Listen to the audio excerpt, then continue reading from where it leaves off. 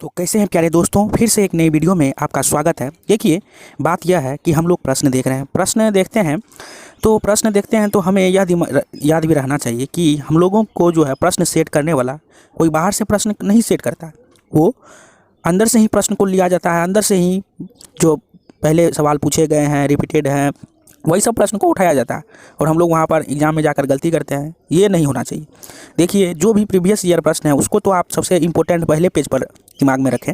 उसके बाद जो रिपीटेड आ रहे हैं, जो सर जी बताए हैं, जो अगल बगल से सेट के द्वारा मुझे मिला, वो सबको अलग रखना है। तो देखिए, तो आपको क्या करना है, आपको सेट लगाते रहना है, सेट लगाते रहना है, टेस्ट सीरीज़ देते रहना है। जिससे आपको क्या होगा कि देखिए, टेस्ट सीरीज़ क्यों कर रहे हैं, क्योंकि टेस्ट सीरीज़ में जो है प्रीवियस ईयर क्वेश्चन को लिया जाता है, प्रीवियस ईयर क्वेश्चन को लिया जाता है। इसलिए प्रीवियस ईयर क्वेश्चन लिया जाता है, तो यानी आपका टेस्ट सीरीज़ में अच्छा काम हो रहा है। तो इसी तरह से जो है आपको दिमाग में रखना है। तो कैसे हैं, तो देखिए दोस्तों, तो उसी को ध्यान में रखते हुए, टेस्ट सीरीज़ को ही ध्यान में रखते हुए अभी मैंने आपके लिए जो है 20 प्रश्न, क्या बोले, 20 प्रश्न ले आया हूँ। एकदम सभी प्रश्न जो है आपको बेसिक है। इससे पहले मैंने वीडियो में बहुत सारे टेस्ट सीरीज का वीडियो बना दिया हूँ। अभी वो मेरा पार्ट 6 तक था, मेरा पार्ट 6 तक जो था मेरा, वह क्या था, पार्ट 6 तक मैंने बना दिया हूँ। और उसे आप देखिए, वहाँ से जो है एकदम बेहतरीन सवाल आपसे निकलने वाला है, एकदम नया मॉडल का सवाल है। और जो प्रीवियस ईयर क्वेश्चन है उसको अच्छे तरीके से एक्सप्लेनेशन किया गया है। अभी यह 20 प्रश्न जो है, सभी प्रश्न आपको कुछ न कुछ आपको सीखने को मिलेगा। आप लोग अंत तक देखें। चलिए, नए सिरे से शुरू करते हैं हम लोग। प्रश्न को एकदम चलेंगे, अच्छे जोश के साथ चलेंगे, नए अंदाज के साथ। चलिए शुरू करते हैं।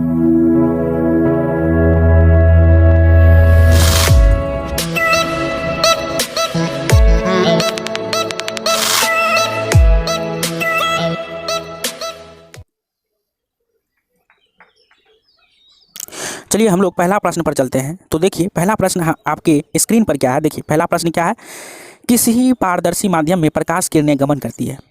पहला है, ए है मेरा तिरछी रेखा में, या बी सरल रेखा में, या सी सीधी रेखा में, या डी समांतर रेखा में। आप लोगों को दोस्तों पता होगा कि किसी पारदर्शी माध्यम में करती है तो वह आपको स्ट्रेट लाइन आप लोग समझ गए होंगे। स्ट्रेट लाइन यानी सीधी रेखा, सीधी रेखा में क्या करती है, प्रकाश गमन करती है। तो राइट आंसर यहाँ पर क्या हो जाएगा, यहाँ पर क्या हो जाएगा, राइट आंसर यहाँ पर मेरा क्या हो जाएगा, सीधी रेखा। राइट आंसर यहाँ पर सी हो जाएगा। चलिए दूसरे प्रश्न पर चलते हैं। दूसरा प्रश्न क्या है, निर्वात में प्रकाश की चाल है। यहाँ पर दोस्तों क्या हो जाएगा, चाल है। तो निर्वात में प्रकाश की चाल क्या है, तो मैं आपको बता दूं।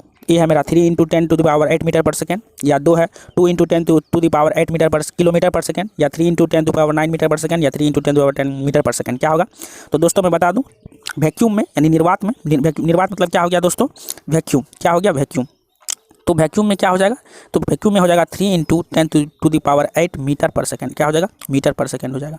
तो राइट आंसर यहाँ पर क्या हो जाएगा, ए यहाँ पर राइट आंसर हो जाएगा। तो चलिए हम लोग चलते हैं। तो यहाँ पर क्या हो जाएगा, ए यहाँ पर करेक्ट हो जाएगा। चलिए हम लोग तीसरे प्रश्न पर चलते हैं। देखिए तीसरा प्रश्न क्या है, यहाँ पर देखिए तीसरा प्रश्न क्या है, किसी अवतल दर्पण की फोकस दूरी होती है। तो मैं यहाँ पर ऑप्शन बता रहा हूँ। ऑप्शन क्या है, ए है धनात्मक, बी है ऋणात्मक, सी है धनात्मक ऋणात्मक, या ऋणात्मक धनात्मक। तो देखिए दोस्तों, पहली बात, अवतल दर्पण की जो है फोकस दूरी क्या होगी। तो देखिए फोकस दूरी क्या होगी, तो मैं आपको लेक्चर वाले वीडियो में बता दिया हूँ कि इधर पी या इधर भी पी होता है, इधर भी पी होता है, और इधर एन होता है, और इधर एन होता है। यानी पी मतलब पॉजिटिव नेगेटिव। मैंने इस तरह से अच्छे तरीके से डिटेल में बताया हूँ। यदि आपने उस वीडियो को देखे हैं तो मैं पहले बात यह बता देना चाहता हूँ कि आप यदि प्रश्न को अच्छे तरीके से समझना चाहते हैं तो मेरा लेक्चर वीडियो बना हुआ है, वह लेक्चर वीडियो से ही यह प्रश्न को लिया जा रहा है, टेस्ट सीरीज करवाया जा रहा है। वो देखेंगे तो ये सब प्रश्न चुटकी में उड़ने वाला है। क्या करना है, चुटकी में उड़ने वाला है। तो देखिए, तो क्या हो जाएगा, देखिए पहली बात, अवतल दर्पण की फोकस दूरी क्या हो जाएगी। तो देखिए अवतल दर्पण की फोकस दूरी क्या हो जाएगी, इधर भी पी होता है, इधर पी होता है, इधर एन होता है, और इधर एन होता है। फोकस दूरी अवतल दर्पण में किधर होता है, तो इधर होता है, इधर यानी एन यानी निगेटिव यानी राइट आंसर क्या हो जाएगा, यहाँ पर क्या हो जाएगा, निगेटिव हो जाएगा। तो राइट आंसर यहाँ पर क्या हो जाएगा, निगेटिव यानी ऋणात्मक हो जाएगा। राइट आंसर यहाँ पर क्या हो जाएगा, बी यहाँ पर करेक्ट हो जाएगा। चलिए हम लोग नेक्स्ट प्रश्न पर चलते हैं। यहाँ पर क्या हो जाएगा, बी हो जाएगा। चलिए चौथे प्रश्न पर चलते हैं। चौथा प्रश्न क्या है, देखिए चौथा प्रश्न क्या है, किसी अवतल दर्पण की फोकस दूरी होती है। किसी अवतल दर्पण की फोकस दूरी होती है। किसी अवतल दर्पण की फोकस दूरी होती है, बताएंगे आप लोग दोस्तों, किसी अवतल दर्पण की फोकस दूरी क्या होती है, बताइए। तो देखिए अवतल नहीं है यहाँ पर दोस्तों, पढ़ेंगे किसी उत्तल दर्पण की फोकस दूरी क्या होती है। तो उत्तल दर्पण की फोकस दूरी क्या हो जाएगी, तो देखिए मैं पी तो इधर फोकस दूरी इसके अपोजिट होता है, मैं आपको बता दूं। तो फोकस दूरी इधर होता है, तो इधर क्या है, पॉजिटिव है, यानी इधर पी है, इधर पी है। तो क्या हो जाएगा यहाँ पर दोस्तों, राइट आंसर यहाँ पर क्या हो जाएगा, धनात्मक हो जाएगा, यानी राइट आंसर ये हो जाएगा। चलिए हम लोग पाँचवें प्रश्न पर चलते हैं। पाँचवां प्रश्न क्या है, किसी अवतल लेंस की फोकस दूरी होती है। अवतल लेंस की फोकस दूरी क्या होती है? तो अवतल लेंस की फोकस दूरी क्या होता है, इसी तरह से यह भी वही होगा। तो अवतल जो हो रहा है क्या हो जाएगा, तो यह भी क्या हो जाएगा, निगेटिव हो जाएगा, यानी ऋणात्मक हो जाएगा। चलिए हम लोग छठे प्रश्न पर चलते हैं। छठा प्रश्न क्या हो जाएगा, तो अवतल लेंस की फोकस दूरी यह क्या हो जाएगा, धनात्मक हो जाएगा। तो छठा का क्या हो जाएगा, धनात्मक हो जाएगा। समझ रहे होंगे। तो देखिए जो काम अवतल दर्पण देखिए अवतल दर्पण और उत्तल लेंस, अवतल दर्पण और उत्तल लेंस का क्या हो जाएगा, फोकस दूरी निगेटिव हो जाएगा। क्या हो जाएगा, निगेटिव। और ये दोनों का क्या हो जाएगा, पॉजिटिव। चलिए सातवें प्रश्न पर चलते हैं। सातवां प्रश्न क्या है, वास्तविक प्रतिबिंब का आवर्धन होता है। तो आप लोग बताएंगे वास्तविक प्रतिबिंब का आवर्धन क्या होता है। तो वास्तविक प्रतिबिंब का आवर्धन जो होता है वह ऋणात्मक होता है। तो राइट आंसर यहाँ पर क्या हो जाएगा, सी यहाँ पर राइट आंसर हो जाएगा। 7 का सी हो जाएगा। आप लोग समझ रहे होंगे। तो वास्तविक देखिए मैं आपको यहाँ पर बता दूँ, जब भी वास्तविक होगा, देखिए मैं आपको बता देना चाहता हूँ, जब भी वास्तविक प्रतिबिंब होगा वह क्या होगा, क्या होगा आप लोग बताइए।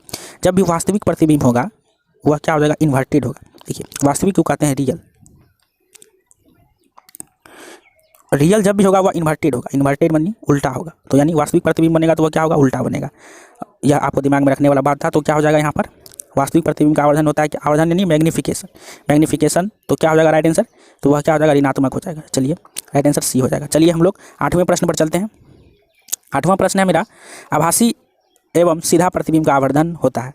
तो आभासी है तो वह सीधा प्रतिबिंब बनाएगा, तो क्या हो जाएगा, तो यहाँ पर राइट आंसर क्या हो जाएगा, तो यहाँ पर धनात्मक राइट आंसर हो जाएगा। धनात्मक राइट आंसर हो जाएगा। याद रखेंगे आप लोग। तो राइट आंसर यहाँ पर बी करेक्ट हो जाएगा। चलिए 9वें प्रश्न पर चलते हैं। 9वां प्रश्न क्या है, 9वां प्रश्न है देखिए, नई कातकीय चिन्ह परिपाटी के अनुसार मुख्य अक्ष के लंबवत तथा ऊपर की ओर मापी जाने वाली दूरियां मानी जाती है। ए है 0, बी है धनात्मक, या सी है ऋणात्मक, या डी है कोई नहीं। मैं आपको बता देना चाहता हूं दोस्तों कि सबसे पहले आपको यहाँ पर ये हो गया एक्स एक्सिस या वाई एक्सिस, ठीक। तो बोल रहा है देखिए नई कातकीय चिन्ह परिपाटी के, तो यहाँ पर क्या हो जाएगा राइट आंसर, धनात्मक राइट आंसर हो जाएगा, धनात्मक। चलिए हम लोग नेक्स्ट प्रश्न पर चलते हैं। 10वां प्रश्न पर चलते हैं। नई कातकीय चिन्ह परिपाटी के अनुसार तो यहाँ पर इसके मापी जाने वाली दूरियां मानी जाती है, उसी का उल्टा प्रश्न है, तो यहाँ ऋणात्मक हो जाएगा। क्या हो जाएगा, ऋणात्मक हो जाएगा। तो राइट आंसर यहाँ पर क्या हो जाएगा, सी हो जाएगा। चलिए 11वें देखिए यह प्रश्न, वाई एक्सिस के अनुदिश नीचे की यदि बना जाएगा, देखिए मैं आपको बताया हूँ पी, देखिए फंडा क्या है दोनों सवाल का, देखिए मैं आपको यह पहले डायग्राम पता होना चाहिए, पी पी एन और N, P P N N, ठीक, आप लोग समझ गए, पी पी एन एन। तो अनुदिश लंबवत यह क्या हो जाएगा, ऊपर की ओर लंबवत, तो यह पॉजिटिव हो जाएगा जैसा कि पहला था। और नीचे क्या हो जाएगा, नीचे यहाँ पर देखिए नीचे क्या है मेरा, निगेटिव है, तो यह क्या हो जाएगा, निगेटिव। समझ गए होंगे आप लोग। चलिए पर चलते हैं 11वें प्रश्न पर।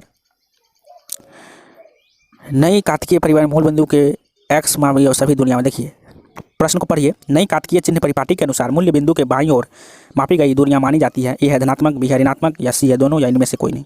तो मैं आपको बता दूं, देखिए क्या मानी जाएगी, दूरियां क्या मानी जाएगी। देखिए ये मेरा एक्स एक्सिस है, देखिए ये मेरा क्या हो गया, एक्स एक्सिस हुआ। इसके क्या बोल रहा है, अनुसार मूल बिंदु के बाईं ओर एक्स है, एक्स एक्सिस के अनुदेश बाईं ओर, बाईं यानी क्या है, बाईं मेरा क्या हो जाएगा, पॉजिटिव हो जाएगा, बाईं मेरा क्या हो जाएगा, पॉजिटिव हो जाएगा। तो राइट आंसर यहाँ पर क्या हो जाएगा, ए यहाँ पर राइट आंसर हो जाएगा। चलिए 12वें प्रश्न पर चलते हैं। सभी प्रश्न में भी आई है, आप लोग दिमाग में रखेंगे। नई कातकीय चिन्ह परिपाटी के अनुसार मूल बिंदु माइनस एक्स के अनुदिश मापी गई, तो यहाँ क्या हो जाएगा, ऋणात्मक हो जाएगा। चलिए 13वां प्रश्न पर चलते हैं। 13वां प्रश्न क्या है, देखिए 13वां प्रश्न क्या है, सभी प्रश्न में भी आई है। 13वां प्रश्न है, दंत विशेषज्ञ मरीजों को दांतों का बड़ा प्रतिबिंब दिखाने के लिए कौन सा दर्पण का यूज़ करते हैं। लाखों बार बताया गया है मेरा चैनल पर। तो कौन सा दर्पण का उपयोग करते हैं, तो किस दर्पण का उपयोग करते हैं, तो अवतल दर्पण का प्रयोग करते हैं, यानी कनकैव मिरर का, कनकैव मिरर। राइट आंसर ए हो जाएगा। चलिए ये सब पे समय नहीं देंगे दोस्तों, क्योंकि यह सब प्रश्न को बहुत बार करवाया गया है। सौर भट्टियों में सूर्य के प्रकाश को केंद्रित के लिए किस दर्पण का प्रयोग करते हैं, अवतल दर्पण, अवतल दर्पण। दोस्तों यदि पूछेगा कि प्रकाश को केंद्रित के लिए कौन सा लेंस का उपयोग करेंगे, तो वह उत्तल लेंस का प्रयोग करेंगे, केंद्रित करने के लिए उत्तल लेंस का प्रयोग करेंगे, और दर्पण का कौन करेंगे, अवतल दर्पण, सौर भट्टियों में। चलिए 15वां प्रश्न पर चलते हैं। 15वां प्रश्न क्या है, देखिए टॉर्च सर्च लाइट वाहनों के अग्रदीपों में प्रकाश के समांतर किरण पुंज प्राप्त करने के लिए किस दर्पण का प्रयोग करते हैं। तो किस दर्पण का प्रयोग करते हैं, किसका प्रयोग करते हैं, तो मैं आपको बता दूं किसका प्रयोग करते हैं, तो अवतल दर्पण का प्रयोग करते हैं। तो अवतल दर्पण राइट आंसर यहाँ पर सी हो जाएगा। चलिए 16वां प्रश्न पर चलते हैं। और देखिए 16वां प्रश्न क्या है, सेविंग में किसका प्रयोग करते हैं। यह सब अच्छे और क्यों किए करते हैं वह मैंने वीडियो बना दिया हूँ लेक्चर में, देखिए आप लोग प्लेलिस्ट। सेविंग मिरर में तो ऐसा क्या हो जाएगा, अवतल दर्पण, ये सेविंग दर्पण, यह भी अवतल, क्योंकि हमको बड़ा दिखाने के लिए प्रयोग किया जाएगा। अवतल को क्या कहते हैं, कनकेव कहते हैं। अवतल को कनकेव और कन्वेक्स किसको, कन्वेक्स उत्तल को। चलिए, वाहनों के रियल व्यू मिरर या साइड व्यू मिरर जो हम लोग वाहन में प्रयोग करते हैं, बाइक के बगल में यूज करते हैं, तो क्या हो जाएगा, वह क्या होगा, कनकेव होगा। कनकेव नहीं होगा, कन्वेक्स। क्या होगा, कन्वेक्स क्यों होगा, क्योंकि हमको एक छोटी जगह में, एक मिरर में हमको पूरा एरिया कवर करना है, पीछे आने वाले सभी गाड़ियों को कवर करना है, तो हमको क्या, यानी छोटी जगह में हमको बड़ा चीज़ दिखाई दे देना है। तो इसका कौन सा फीचर होता है, किस दर्पण का, तो वह उत्तल दर्पण का फोकस होता है, यानी कन्वेक्स मिरर का। चलिए 18वां प्रश्न पर चलते हैं। गोलीय लेंस की वृत्ताकार रूपरेखा का प्रभावी व्यास क्या कहलाता है, तो वह क्या कहलाता है, द्वारक कहलाता है। राइट आंसर यहाँ पर क्या हो जाएगा, ए हो जाएगा। चलिए तो क्या हो जाएगा, ए द्वारक। चलिए 19 नंबर पे चलते हैं।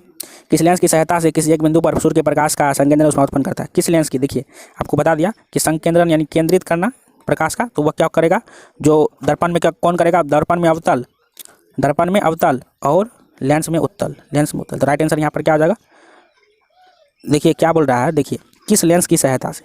तो पहली बार दोस्तों यहाँ पर क्या हो जाएगा, लेंस यदि पूछे तो यहाँ लेंस, तो यहाँ पे दर्पण नहीं ऑब्जेक्ट, यहाँ पे ऑप्शन में क्या हो जाएगा, लेंस रखिए सब, तो क्या हो जाएगा राइट आंसर, उत्तल लेंस, सी यहाँ पर करेक्ट हो जाएगा। ऑप्शन थोड़ा गलत है। चलिए 20वां प्रश्न क्या है, लास्ट प्रश्न है 20वां। चलिए सभी आप लोग चैनल पर बने रहेंगे दोस्तों, इसी तरह से जो है शॉर्टकट वीडियो बनता रहेगा। चलिए अवतल लेंस की क्षमता होती है, तो मैं बता दूं अवतल लेंस की क्षमता जो है निगेटिव होती है और उत्तल दर्पण का पॉजिटिव, तो यहाँ पर निगेटिव होती है, तो यानी राइट आंसर सी यहाँ पर करेक्ट हो जाएगा। चलिए क्या हो गया, सी हो जाएगा। चलिए इसी तरह से मैं आपको फिर से नए वीडियो में मिलता हूँ, यही जोश के साथ, यही नए नेक्स्ट प्रश्न के साथ मिलते हैं। और सभी वीवीआई प्रश्न है, एकदम हलवा वाला जो प्रश्न है उसी को पहले करवाते हैं। इससे पहले वाले वीडियो 6 पार्ट तक जो है भारी से भारी सवाल करवाया गया है, उसे आप देखिए। और या फिर से नए सीरीज शुरू हुआ है, तो इसे आप ध्यान में रखेंगे। चलिए मिलते हैं नेक्स्ट वीडियो में आप लोगों के साथ, एक नए जोश के साथ, अंदाज के साथ। जय हिंद, जय भारत।